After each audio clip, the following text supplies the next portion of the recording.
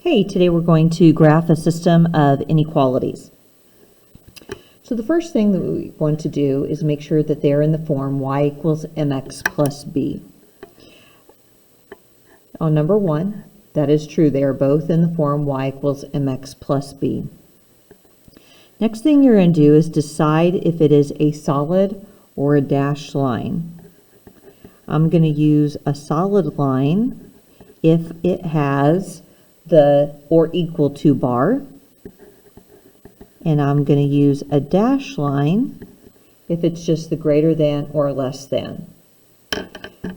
So on my first one, I have just a greater than symbol, so I know that that's going to be a dash line. And then on the second one, it is less than or equal to, so I know that one is going to be a solid line. Decide if you're going to shade up or shade down. So if you have greater than or equal to, you're going to shade up from the y-intercept. If you have less than or equal to, you will shade down from the y-intercept.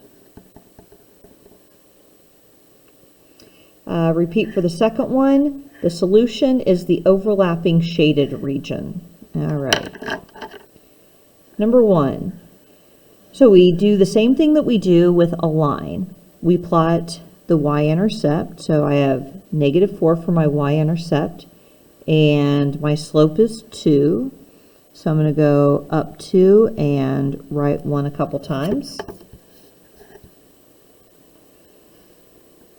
I'm going to try to remember to make it a dashed line when I sketch it. This is a greater than symbol, so that means I'm going to shade up from the y-intercept. So here's the y-intercept. I'm going to shade up from there, and so that means that it is on that side of the line. Next one, it's already in the correct form, so I'm going to plot my y-intercept at 3. Slope is -1/2, so I'm going to go down 1 and write 2 a couple of times.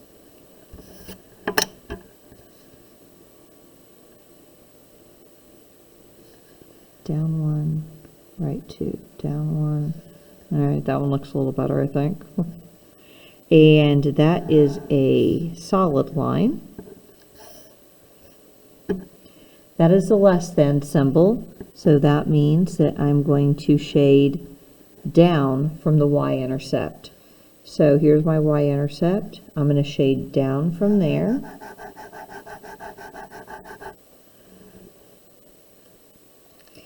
So now we need to see where are our solutions. So everything in this area are all of your possible solutions.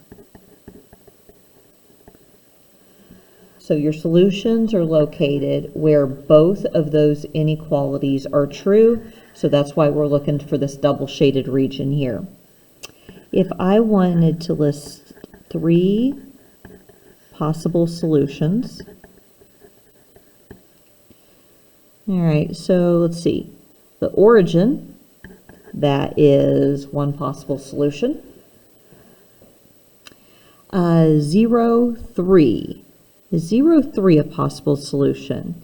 Yes, because it is on a solid line, and so it's on the border, but it is still part of the overlapping shaded region, and the solid ones mean that it can equal it. So 0, 3 is also a possible solution.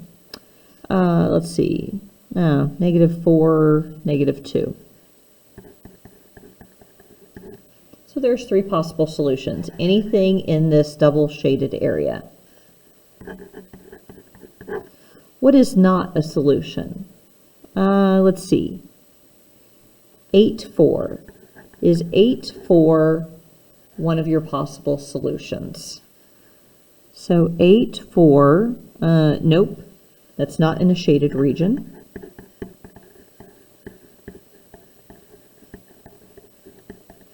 Is 0, -4 a possible solution?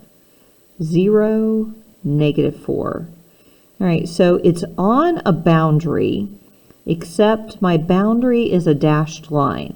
So your dashed line boundaries are not possible solutions, because the dashed lines are just a boundary that it approaches but does not include. So we'll say it's because it's on a dashed line. And what about 2, 0? Also no, because it's on a dashed line.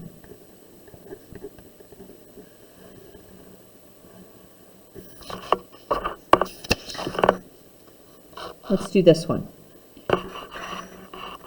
So y is greater than 3. So y is greater than 3. It has the boundary line of y equals 3. So I know that we're going to have a horizontal line, but it is going to be dashed. So y equals 3 is right there.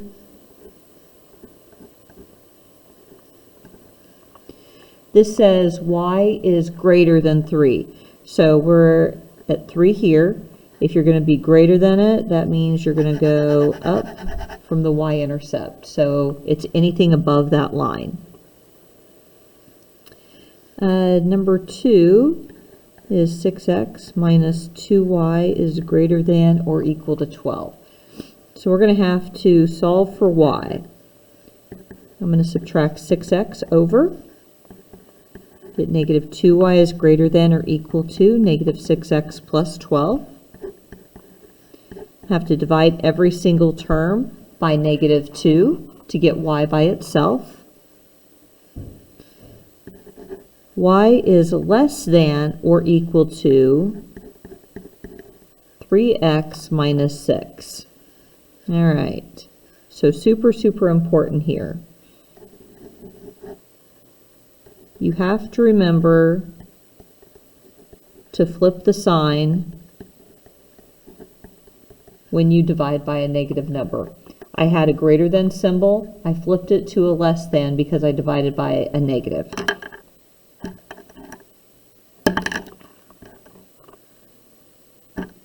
All right, so here's my second line. I have my y-intercept at negative 6. My slope is 3, so I'm going to go up 3 and right 1 a couple of times. I'm going to have a solid line.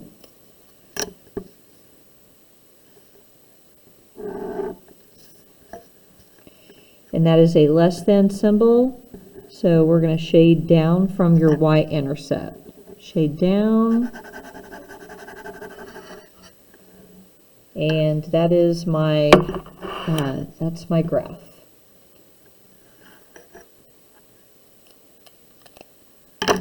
Is 0, 3 a possible solution? 0, 3. No.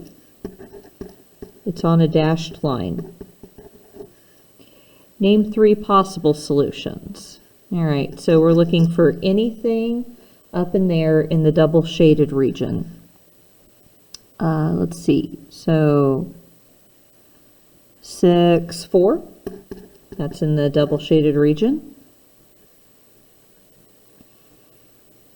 8, 6, 10, 10. So anything in your double shaded region is a good one.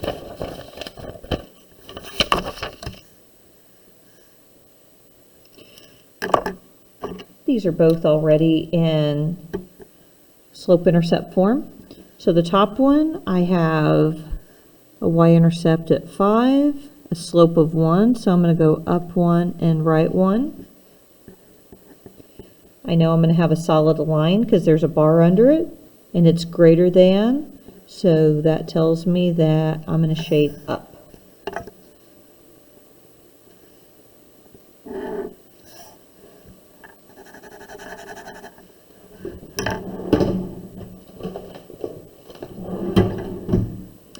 My other one has a y-intercept at -4. It also has a slope of 1. I have a dashed line, and that is a less than, so that tells me that I'm going to shade down.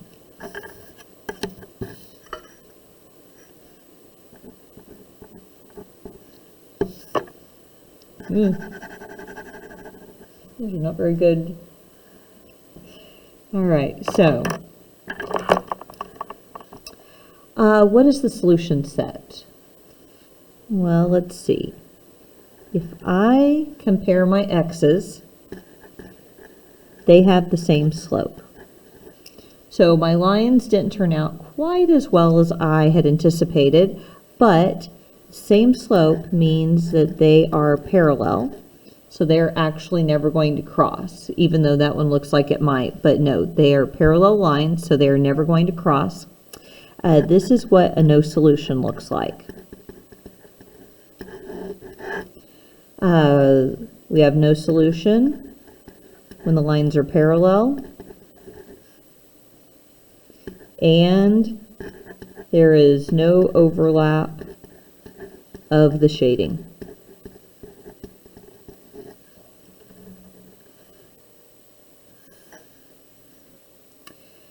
Next one. All right, so we have 5x minus 7y is greater than 42, and we have x is greater than 7. So I'm going to have to solve for y first.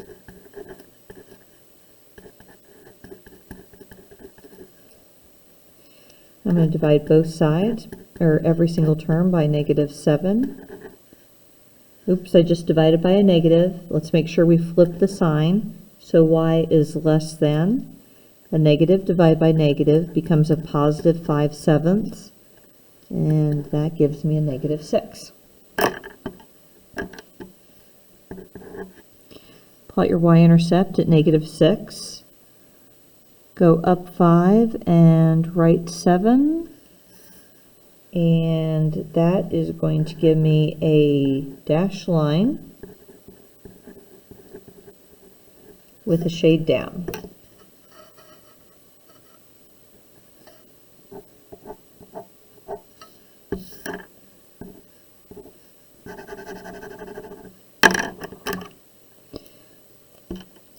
The second one, that is the boundary line. X equals 7. X equals 7 is a vertical line, and that's going to be dashed.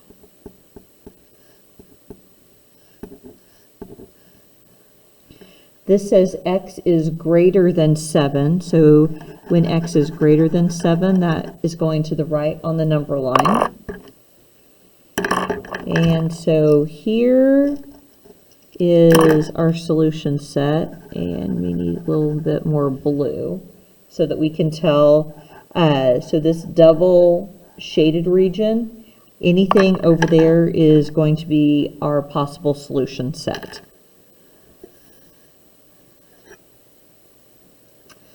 Pizza parlor charges $1 for a vegetable topping, $2 for meat topping. You want at least 5 toppings. You have $10 to spend on toppings. How many of each type can you get?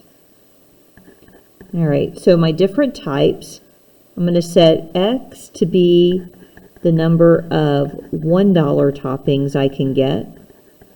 And I'm going to set Y to be the number of $2 toppings I can get. All right, so we have 2 different scenarios. The first one is a number of toppings equation that you're going to have. So I want at least 5 toppings. So I'm going to get some $1 toppings and some $2 toppings. At least corresponds to greater than or equal to 5. So you want to look for your totals when you're writing your equations. That is helpful. So I want at least 5 toppings, and these are the 2 kinds of toppings. The other thing is money. So money is going to be the next total that I see, because I have $10 that I can spend. So with the money, you need to associate the dollar amount with them. So the X are $1 each, so I have $1 X, $2 times each Y topping, and I have $10 to spend, so that would be less than or equal to 10. You don't have to spend all $10, you could spend less than that. All right, so I have my equations.